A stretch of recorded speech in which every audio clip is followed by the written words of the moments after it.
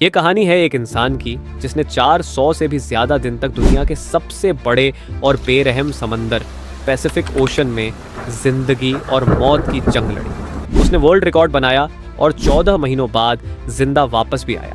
लेकिन वापस आते ही ऐसा क्या हुआ कि उसे जेल जाना पड़ गया? जानते हैं इस वीडियो में पूरी कहानी। पैसिफिक ओशन का नाम सुनते ही लोगों को पसीने आ जाते हैं।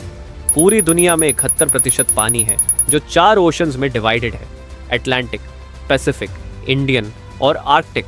इनमें सबसे बड़ा ओशन पैसिफिक है। ये इतना बड़ा है कि जमीन का कुछ हिस्सा जो 165 मिलियन वर्ग किलोमीटर बनता है, ये अकेला ओशन 148 मिलियन वर्ग किलोमीटर को निगल सकता है। इस ओशन पर कुछ ही आइलैंड्स हैं जो बहुत छोटे हैं और कुछ तो ऐसे आइलैंड्स हैं जिन पर आज तक कोई इंसान जा भी नहीं सका। अब अगर गलती से कोई इंसान पैसिफिक ओशन में गुम हो जाए तो उसे ढूंढना तकरीबन नामुमकिन है। पैसिफिक ओशन में 14 महीनों तक जिंदा रहने वाले इंसान का नाम था जोश सल्वाडोर अल्वारेंगा। इस इंसान के पास 7 फुट की छोटी सी बोट थी जिस पर सीधा लेटा भी नहीं जा सकता था, और यह बंदा 1 साल से भी ज्यादा इस बोट पर जिंदा भी रहा। उसने समंदर की बेरहमी का भी मुकाबला किया और वर्ल्ड रिकॉर्ड भी बनाया जो आज तक कोई और इंसान तोड़ नहीं सका। जॉश सिर्फ अपनी किस्मत से मजबूर था कि वह इस कठिन मुश्किल में फंस गया। ये बात है 2012 की। जॉश 36 साल का एक एक्सपीरियंस्ड मछुआरा था जो मेक्सिको के एक गांव कोस्टा अजूल में रहता था। 17 नवंबर 2012 को जॉश और उसका एक साथी मिलकर फिशिंग करने निकलते हैं, रोज की तरह अपनी 7 फुट की छोटी सी बोट पर। इस बोट पर ज्यादा दूर जाकर मछली नहीं पकड़ी जा सकती थी क्योंकि बोट बहुत छोटी थी, जिस पर एक इंजन और एक ही फ्रिज था। वे दोनों 30 घंटे में वापस आने का फैसला करते हैं। मेक्सिको के किनारे से 120 किलोमीटर दूर वे अपना जाल समंदर में बिछा रहे होते हैं कि अचानक एक खतरनाक समुद्री तूफान उनकी ओर आता दिखाई देता है। वक्त बचाने के लिए वे जाल को वहीं छोड़ देते हैं और बोट को फुल स्पीड पर भगाते हैं। मुसलसल 6 घंटों तक वे किनारे से सिर्फ 20 किलोमीटर ही दूर थे कि बोट का इंजन अचानक खराब हो जाता है। उन्हें किनारा भी दिख रहा था और उनका गांव भी। तूफान काफी पीछे रह गया था। उनके पास एक रेडियो था जिसके जरिए उन्होंने अपनी लोकेशन अपने बॉस को भेज दी और जवाब का इंतजार करने लगे। किस्मत इतनी खराब निकली कि रेडियो की बैटरी भी डेड हो गई। एक तरफ वे किनारे को देख रहे थे, दूसरी तरफ अपनी ओर आते तूफान को। हवाएं इतनी तेज थीं कि उनकी बोट किनारे से दूर होने लगी। कुछ ही देर में किनारा भी मंजर से हट गया और तेज लहरें उन्हें दूसरी ओर खींचने लगीं। जब उनके बॉस तक वो मैसेज पहुंचा तो बहुत देर हो चुकी थी। बॉस ने एक सर्च पार्टी भेजी उन्हें ढूंढने के लिए, लेकिन हर गुजरते लम्हे जोश की बोट दूर से दूर होती गई। तूफान की वजह से ये लोग ना तो कुछ देख पा रहे थे और ना समझ पा रहे थे कि अब वे किस जगह पर हैं और किनारा किस तरफ है। हैरानी की बात यह है कि सिर्फ 5 ही दिन में उनकी बोट किनारे से 450 किलोमीटर दूर पहुंच चुकी थी। छोटी बोट होने की वजह से उन्हें ढूंढ पाना और भी मुश्किल हो रहा था। उनके पास ना कोई फ्लेयर गन थी, ना कोई ऐसी चीज़ थी आग लगाने के लिए ताकि वे धुएं से किसी को सिग्नल देकर बुला सकें। दोनों एक दूसरे को देखकर मन ही मन में सोचने लगे कि शायद अब बचना मुश्किल है। 2 दिन पहले ही खाना भी खत्म हो चुका था। मछली पकड़ने के लिए भी उनके पास कोई साधन नहीं था क्योंकि जाल वे पहले ही छोड़ चुके थे। दोनों का भूख से बुरा हाल था कि अचानक एक पंछी उनकी बोट पर आकर बैठ जाता है। दोनों एक दूसरे की ओर देखते हैं और तुरंत उस पंछी पर हमला कर देते हैं, लेकिन उसे पकड़ नहीं पाते। उन्हें पता था कि हो सकता है पंछी फिर आए। कुछ ही देर में एक और पंछी आता है। इस बार दोनों बहुत तरीके से उसे पकड़ने का प्लान करते हैं और आखिरकार कामयाब हो जाते हैं। इस तरह दोनों अपनी भूख मिटाने के लिए बोट पर आने वाले पंछियों से अपना गुजारा करते हैं। समंदर का खारा पानी पीने से इंसान की मौत हो सकती है, इसलिए उन्होंने बारिश के पानी को प्लास्टिक की बॉटल्स में स्टोर करना शुरू कर दिया जिसे पीकर वे जिंदा रहते थे। लेकिन जब बारिश ना होती तब वे प्यास बुझाने के लिए मछलियों और टर्टल्स का खून पीते थे, लेकिन ये भी तब जब वे उन्हें पकड़ने में कामयाब हो जाते थे। दिन गुजरते गए और फिर महीने। ये दोनों जिस मेंटल टॉर्चर से गुजर रहे थे वो इमेजिन करना भी हमारे लिए बहुत मुश्किल है। आखिरकार जॉश का साथी ये टॉर्चर बर्दाश्त नहीं कर सका और 4 महीनों के बाद उसने सुसाइड कर लिया। अब बोट पर सिर्फ जॉश अकेला था और उसके चारों तरफ पानी ही पानी था। उसे जिंदगी की कोई उम्मीद बाकी नहीं नजर आ रही थी, लेकिन अपने हालात से तंग आकर वह जैसे तैसे जिंदगी गुजारने लगा। मैप्स में देखा जाए तो एक अंदाजे के मुताबिक जॉश पैसिफिक ओशन के उस हिस्से में मौजूद था जिसे दुनिया का सबसे शांत हिस्सा माना जाता है, क्योंकि यहाँ से सिर्फ कार्गो शिप्स ही गुजरती हैं। मेक्सिको के किनारे को छोड़े हुए 6 महीनों से ज्यादा हो चुके थे और इस दौरान जॉश ने अपने साथी को भी खो दिया था। इस वजह से वह काफी ज्यादा फ्रस्ट्रेट हो चुका था।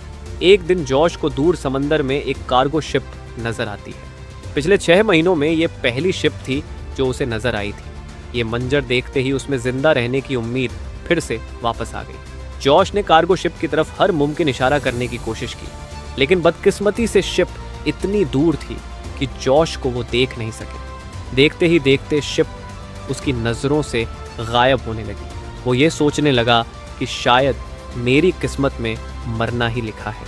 दोस्तों, ज़रा सोचिए 6 महीने तक आप दुनिया की ऐसी जगह पर स्टक हो जहां आपको दूसरा इंसान भी नज़र ना आए, और अगर एक लंबे अरसे के बाद आपको कोई दिखे लेकिन वो आपको ना देख सके और गुजर जाए तो आपको कैसा लगेगा।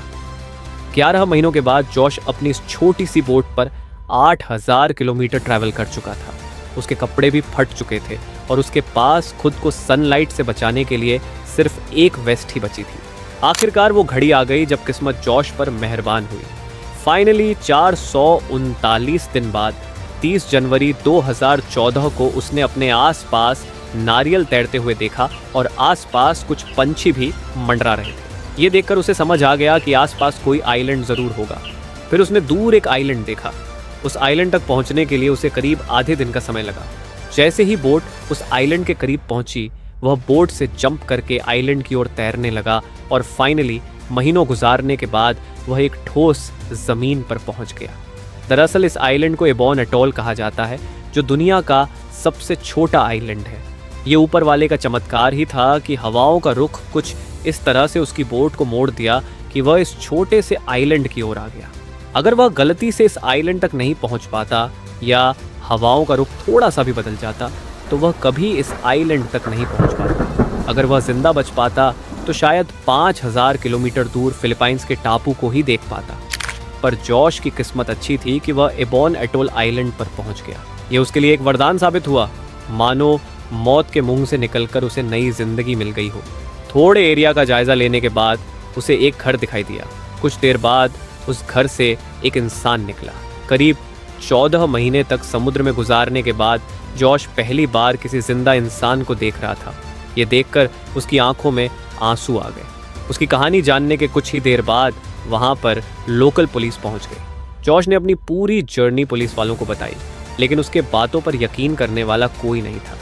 भला 438 दिनों तक कैसे कोई एक छोटे से बोट में जिंदा रह सकता है, वो भी बिना खाए, एक लाश के साथ? जॉश ने अपनी बात को साबित करने के लिए अपने बॉस को कॉल किया, जो उसे मरा हुआ समझ चुका था। जब बॉस ने उसे पहचान लिया तब जाकर पुलिस को यकीन हुआ। हालांकि जॉश का सामना एक और मुश्किल से होने वाला था। उसे अपने साथ हुए हादसे की वजह से हिरासत में ले लिया गया और पूछताछ के लिए जेल भेज दिया गया। दरअसल जॉश के साथ जो आदमी गया था उसकी मौत हो चुकी थी।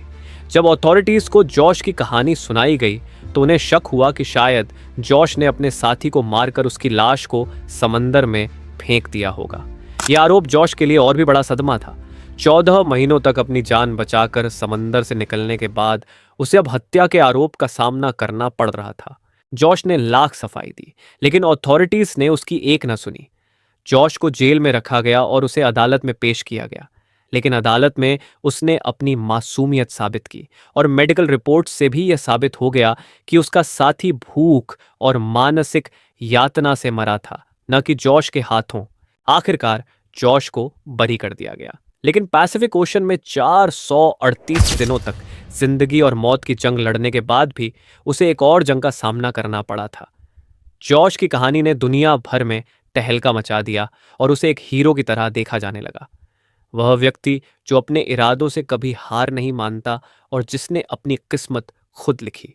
जॉश की यह कहानी हमें सिखाती है कि चाहे हालात कितने भी मुश्किल क्यों ना हो, अगर आप हिम्मत और धैर्य बनाए रखें तो सबसे कठिन से कठिन चुनौतियों का सामना भी किया जा सकता है। अब सोचिए, क्या आप ऐसे हालात में टिके रह पाते जैसे जॉश ने किया?